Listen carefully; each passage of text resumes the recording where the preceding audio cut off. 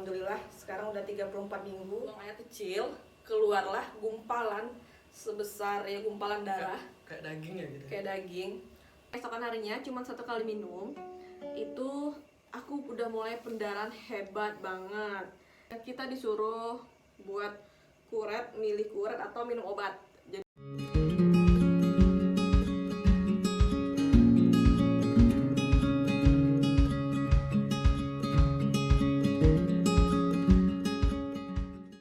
Assalamualaikum warahmatullahi wabarakatuh.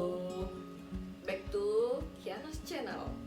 Kali ini kita akan menceritakan tentang pengalaman kita yang sangat menyedihkan sampai yang membahagiakan saat ini. Mungkin yang pertama kita kasih kabar bahagia dulu ya. Alhamdulillah udah hamil 34 minggu atas perjuangan selama setahun ya. Setahun ya.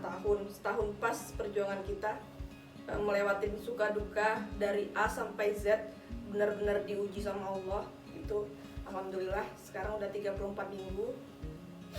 3 minggu lagi kita nunggu kelahiran dedek, kita nunggu untuk sesar karena rekomendasi dari dokter atas riwayat-riwayat yang udah kejadian-kejadian sebelumnya. Oke, itu kabar gembira dari kita. Alhamdulillah saya sehat, dedek dalam. Sehat dedek. Mungkin di balik kabar bahagia ini nggak cuman bahagia aja sih, kita ngelewatin bener-bener titik terendah mungkin di dalam hidup kita. Itu 2 bulan sebulan kita nikah ya, sebulan kita nikah, sebulan setengah kita nikah. Aku hamil, alhamdulillah aku hamil garis 2 dan aku sengaja nggak kontrol terlebih dahulu sampai usia 6 minggu.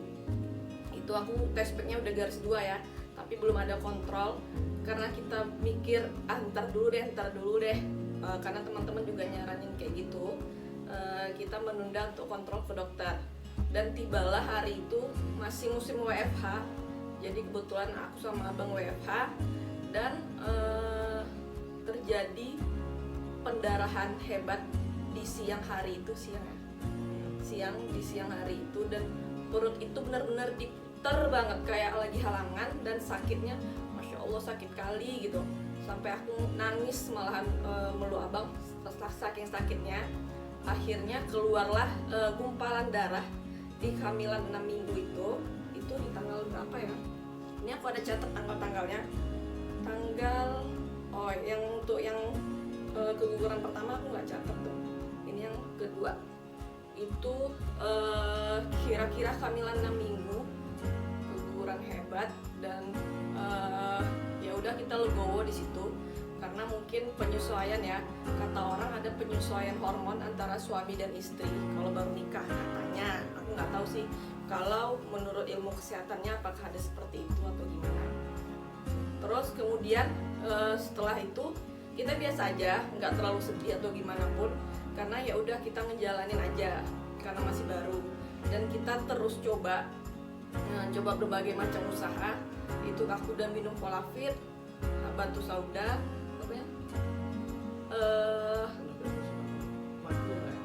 madu zuriat, buah zuriat juga ada, kemudian susu essences itu yang susu Pregnagen, yang promil aku minum.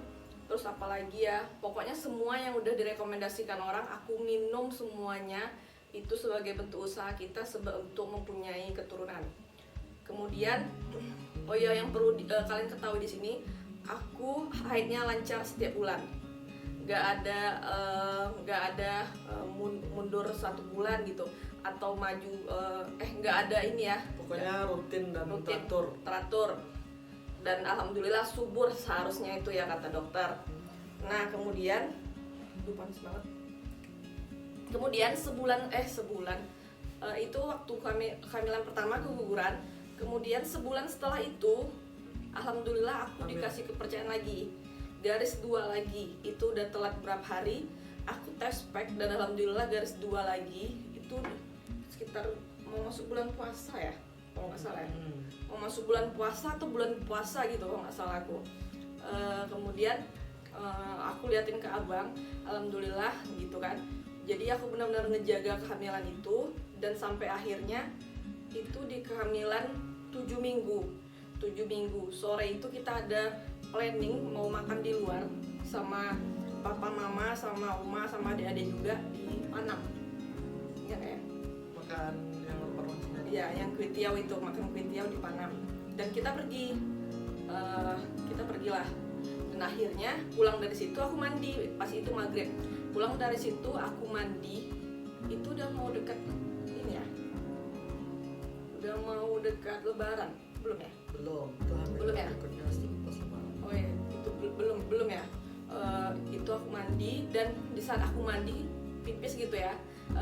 Kan itu kan di rumah mama kondisinya, dan itu pakai kloset, dan pas kloset duduk, pas buang air kecil keluarlah gumpalan sebesar ya gumpalan darah Kayak daging ya gitu. kayak daging. Terus aku terkejut, dan aku teriak tuh di situ manggil mama, karena abang waktu itu di kamar, mama lagi nonton TV. Aku teriak, terus mama ngeliatin gumpalan darah itu. Aku belum ngasih tahu abang karena abang masih di kamar. Aku ngasih tahu gumpalan darah itu, dan mama suruh cek ke dokter malam itu juga. Malam tuh kita nelfon beberapa rumah sakit untuk cek kontrol. Oh ya, Iya kan? sempat kita cari-cari dokter-dokter SPOG, praktek-prakteknya itu untuk daftar lah gitu. Mau kan kalau yang udah terkenal itu kan biasanya bikin janji dulu. Nah, sempat beberapa kita hubungi, tapi nggak ada yang bisa langsung di hari itu. Itu kalau nggak salah itu udah libur lebaran, kalau nggak salah H Oh, lebaran iya. atau H+1 lebaran gitu ya. Menjelang. Udah itu, karena kan kita udah makan kan sorenya, dan ternyata ini semua Oh, lebaran tahun lalu ya. ya lebaran tahun lalu, dan akhirnya dan ternyata semua dokter itu nggak ada yang buka praktek di H lebaran sampai H+3 kalau nggak salah. Nah, akhirnya kami Untuk memutuskan besoknya ke dokter Joshua, dokter umum. Ada apa namanya, klinik di dekat rumah mama. Itu tanggal 27 Mei.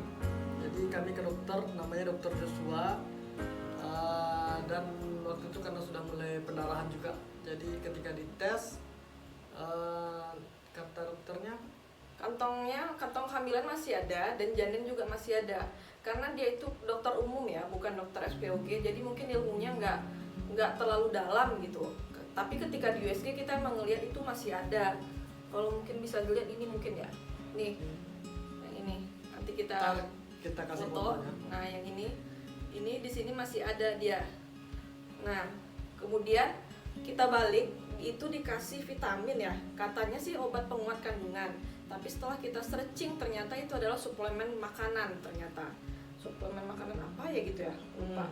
Jadi teman-teman kalau dikasih obat itu tetap harus cek and dicek, takutnya nggak sesuai. Betul.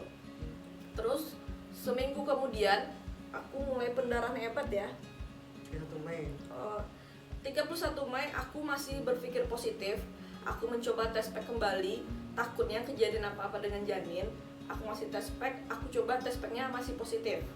Oke, kemudian tanggal 3 Juni aku itu kembali pendarahan hebat. Tanggal 2 Juni aku kembali pendarahan hebat. Tanggal 3 Juni aku cek ke dokter Febri, dokter SPOG di salah satu rumah sakit swasta di Pekanbaru.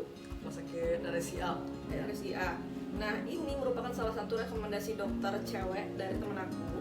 Aku pengen coba ke sana. Jadi jam 4:30 ya, kita udah mulai dari rumah mama, karena kebetulan itu memang kondisinya lagi WFH dan kita butuh wifi. Itu di Garuda ya? Bukan? Iya di Garuda. Kita ke rumah mama, ke rumah sakit menemuin dokter Febri. Dan di situ waktu dilihat ternyata masih ada janinnya dan ada kantong kehamilan, tapi denyut jantung belum kedengaran katanya. Itu di kehamilan berapa ya? 7 minggu ya? 7 atau 8 ya? 7 kayak. 7 kalau nggak salah. Karena suruh balik lagi kan? Ya, 2 minggu kemudian disuruh balik lagi buat dengar denyut jantung. Tapi nggak salah waktu itu dikasih Obat obat penguat penguat. kandungan. Ya, memang lumayan sih harganya tuh. Kalau nggak salah namanya Ultrageston ya kalau nggak salah ya. Iya, Ultragestan. Ultragestan. Setelah 3 Juni kita dari dokter Febri, itu kan udah dikasih ultragereston sih namanya, obat penguat kandungan. Keesokan harinya cuma 1 kali minum itu aku udah mulai pendarahan hebat banget.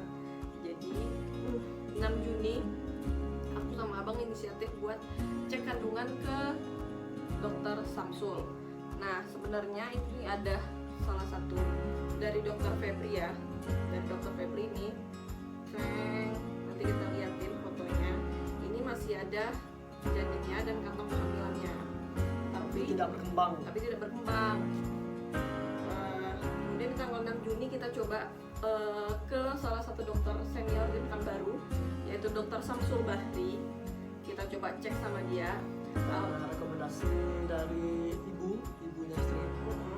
Jadi awalnya aku di USG di perut, ternyata itu janinnya udah nggak ada karena mungkin pendarahan hebat di hari sebelumnya. Kemudian di USG transvaginal yang dimasukin ke dalam vagina, dan itu juga udah nggak ada janin, yang ada cuman kantong kehamilan aja. Terus kita disuruh buat milih kuret atau minum obat. Jadi aku sama abang lebih milih buat minum obat karena takut juga, karena proses kuret itu seperti apa juga nggak pernah kebayangkan. Jadi dokter ngasih obat kuret, obat penggugur kandungan. Kemudian dokter nanyain nih atas nanyain ke kita kalau kuret. Ya, yang pernah nggak itu? Dokter Samsul itu nanya apakah ini kan janinnya udah bisa dibilang udah nggak ada gitu ya. Jadi dokter itu nanya apakah di rumah pelihara kucing atau pelihara kucing. Jadi kami jawab nggak pelihara kucing, cuman di dalam di depan rumah itu mama itu sering ngasih kucing liar gitu, kucing kampung gitu, kasih makan. Jadi kucing-kucing itu sering main kan, kalau udah dikasih makan kan balik lagi. Nah satu itu. Kemudian dokter nanya apakah ada pelihara kelinci. Ada kelinci Anggora dipelihara di depan kamar kami oleh oleh bapak ya. Kemudian hewan kambing pelihara tidak, cuman di seberang rumah, seberang rumah mama itu tetangga pelihara ternak kambing. Jadi kata dokter itu dari kotoran-kotoran hewan tersebut yang terhirup sehingga mengindikasikan bahwa aku kena virus TORS atau tokso orang kenalnya.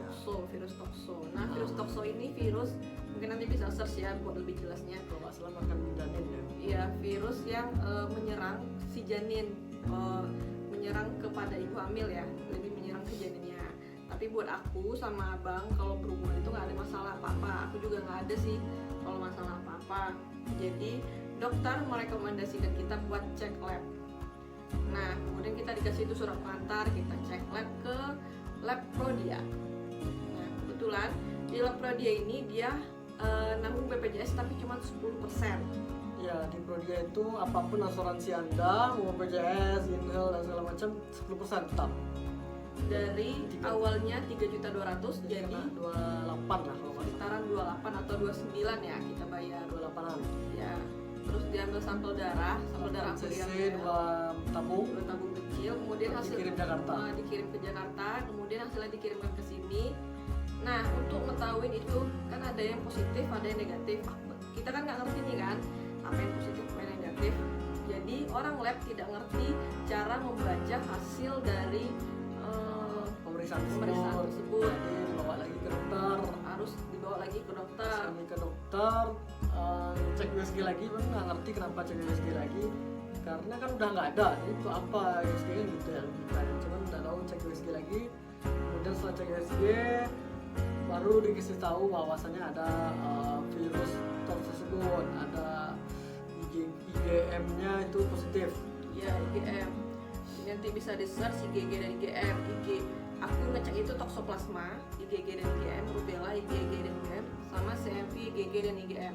IgG dan IgM ini bedanya, kalau IgG itu virus yang udah ada di masa lampau, udah udah ada yang menetap di tubuh aku tapi dia tidak aktif. Kalau IgM dia masih aktif di dalam tubuh aku. Nah kebetulan saat itu kita cek di Prodia, hasil IgM aku adalah positif. Berarti virusnya itu masih aktif di dalam tubuh aku, makanya menyerang si janin dan mengakibatkan keguguran.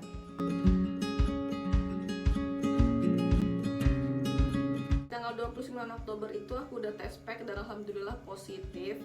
Loh dokter bingung, kantong kehamilan ada kok janinnya nggak ada gitu. Menurut saya ini benar-benar janinnya tidak berkembang karena memang udah nggak ada janin sama sekali di perut ibu atau di rahim ibu katanya kayak gitu. Walaupun di test pack tetap positif.